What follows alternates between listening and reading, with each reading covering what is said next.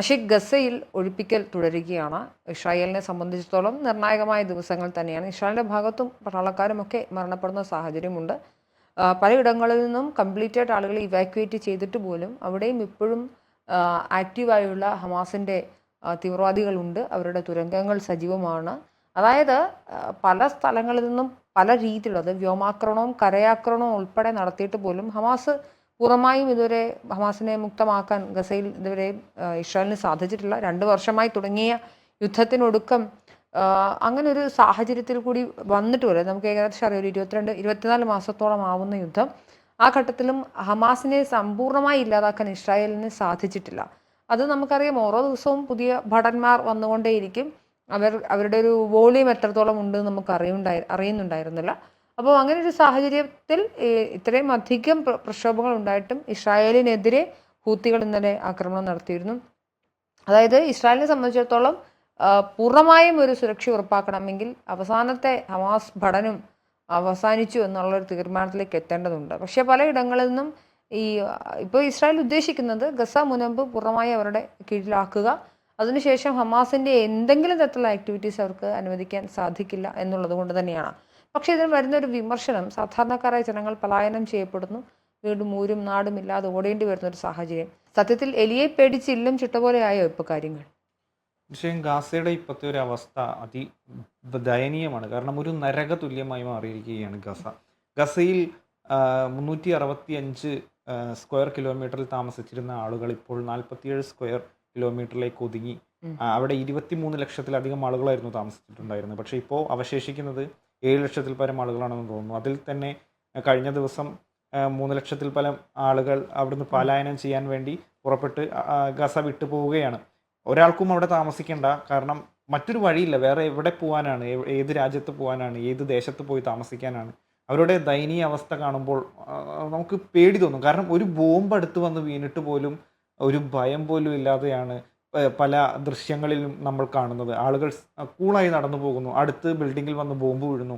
ഇതെല്ലാം അവരുടെ ജീവിതത്തിൽ സർവ്വസാധാരണമായി മാറിക്കഴിഞ്ഞു എന്നാണ് മനസ്സിലാക്കാൻ കഴിയുന്നത്. കാരണം ഗസയിൽ ഇനി എന്തായാലും താമസയോഗ്യമല്ലാത്ത അവസ്ഥയാണ്. കാരണം ഒരുപാട് ഹോസ്പിറ്റലുകൾ തകർക്കപ്പെട്ടു, അതുപോലെ സ്കൂളുകൾ തകർക്കപ്പെട്ടു. 95% സ്കൂളുകൾ തകർക്കപ്പെട്ടു. അങ്ങനെ പലവിധ വാസയോഗ്യമായ ഒരു അന്തരീക്ഷമല്ല ഇപ്പോൾ ഗാസയിലുള്ളത്. കാരണം നമ്മൾ ഇപ്പോൾ സോഷ്യൽ മീഡിയയിലെല്ലാം വൈറലായി നടക്കുന്ന ഒരു റീലുണ്ട്, മുൻപത്തെ ഗാസയും ഇപ്പോഴത്തെ ഗാസയും ഉള്ള ഒരു ട്രാൻസിഷൻ റീൽ. ഇത് കണ്ടാൽ നമുക്ക് സത്യം പറഞ്ഞാൽ കണ്ണ് നിറഞ്ഞു പോകും. എത്ര മനോഹരമായിരുന്നു ആ സിറ്റി എന്നറിയോ? അത് മാറി ഇപ്പോൾ എല്ലാം തകർന്ന് തരിപ്പണമായി, കെട്ടിടങ്ങളുടെ അവശിഷ്ടങ്ങൾ മാത്രമായ ഒരു വേസ്റ്റ് കൂമ്പാരത്തിലേക്ക് നോക്കുന്ന, അല്ലെങ്കിൽ ഒരു വേസ്റ്റ് ഡംപ് ചെയ്യുന്ന സ്ഥലത്തേക്ക് നോക്കുന്ന അവസ്ഥയാണ് ഇപ്പോൾ ഗാസ സിറ്റി ആകാശ ദൃശ്യങ്ങളിൽ നിന്ന് നോക്കുമ്പോൾ നമുക്ക് മനസ്സിലാക്കാൻ കഴിയുന്നത്. അവിടെ മരിച്ചു വീണ ആളുകളുടെ എണ്ണം 65,000-ൽ പരം ആളുകളാണ് അവിടെ ഗാസയിൽ മരിച്ചു വീണത്. അത്രയും സാധാരണ ജനങ്ങൾ ഗസയിൽ മരണപ്പെട്ടു. എന്താ അവർ ചെയ്ത തെറ്റെന്താ? ഗസയിൽ ജനിച്ചുപോയി, അല്ലെങ്കിൽ പലസ്തീനിൽ ജനിച്ചുപോയി എന്ന തെറ്റുകൊണ്ട് മാത്രം ജീവിതം നഷ്ടപ്പെട്ട അവസ്ഥ. മനോജ് അവസാനം സൂചിപ്പിച്ചതുപോലെ തന്നെ എലിയെ പേടിച്ച് ഇല്ലം ചുട്ടിട്ട് കാര്യമില്ല. കാരണം ഈ സാധാരണ ജനങ്ങൾക്കെതിരെ നിറയൊഴിച്ചിട്ടും അവർക്ക് നേരെ ബോംബ് എറിഞ്ഞിട്ടും കാര്യമില്ല. ഹമാസിൻ്റെ ആളുകളെ തിരഞ്ഞുപിടിച്ച് ഇസ്രായേലിൻ്റെ ഒരു സ്ട്രാറ്റജി പ്രകാരം ഇസ്രായേലിന് ഇതിനെല്ലാം കഴിയുന്നതാണ്. അവർക്ക് ഹമാസ് തലവന്മാരെ മാത്രം ടാർഗറ്റ് ചെയ്ത് അറ്റാക്ക് നടത്താനെല്ലാം കഴിയുന്ന ഒരു ആയുധ സേനയാണ്, അല്ലെങ്കിൽ ഒരു ആർമിയാണ് അവർക്കുള്ളത്. എന്നിട്ട് പോലും ഈ ഗാസയ്ക്കെതിരെ എന്തിന് ഇത്ര രൂക്ഷമായി അവർ ഈ ബോംബേർ നടത്തുന്നു എന്ന് മനസ്സിലാവുന്നില്ല. ഈ 65,000 പേർ മരിച്ചതിൽ തന്നെ 18,000 കുരുന്നുകളാണ് ഗസയിൽ മരിച്ചു വീണത്.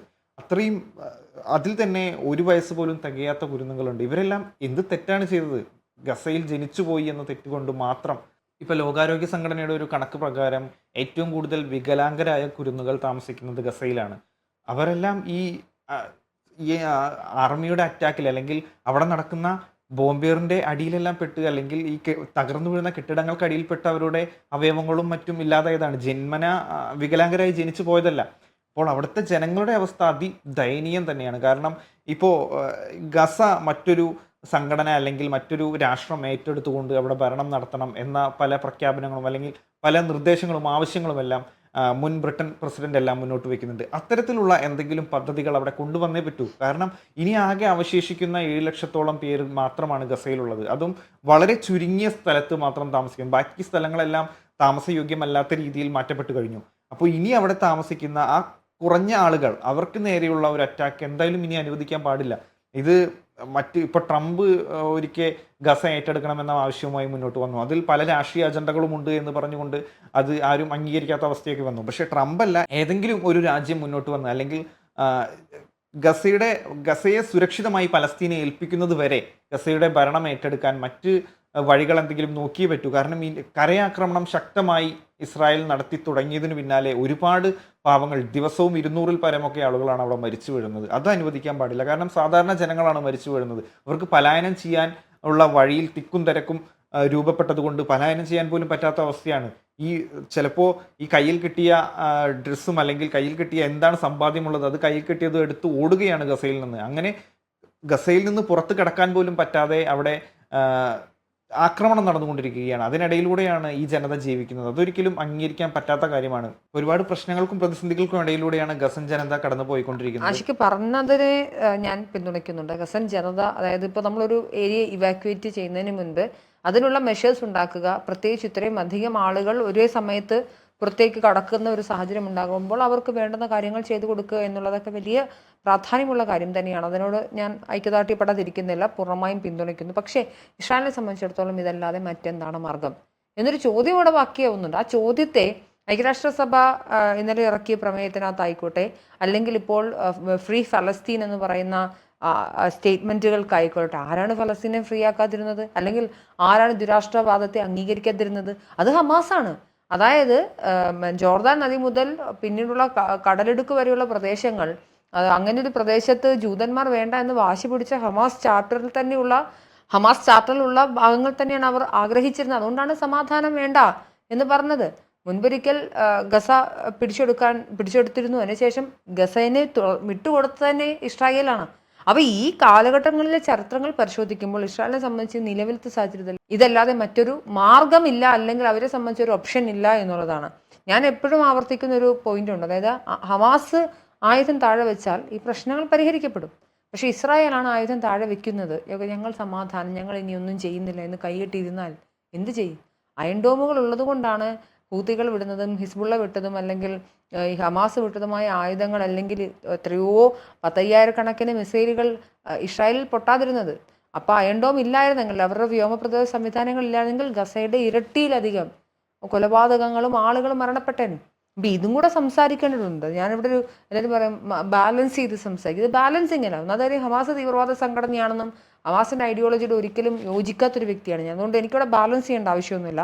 പക്ഷേ നിലവിൽ ഈ ഗസയിലെ സാധാരണക്കാരായ ജനങ്ങളുടെ കണ്ണുനീര് കാണുമ്പോൾ അത് സഹിക്കാനാവുന്ന ഒന്നല്ല.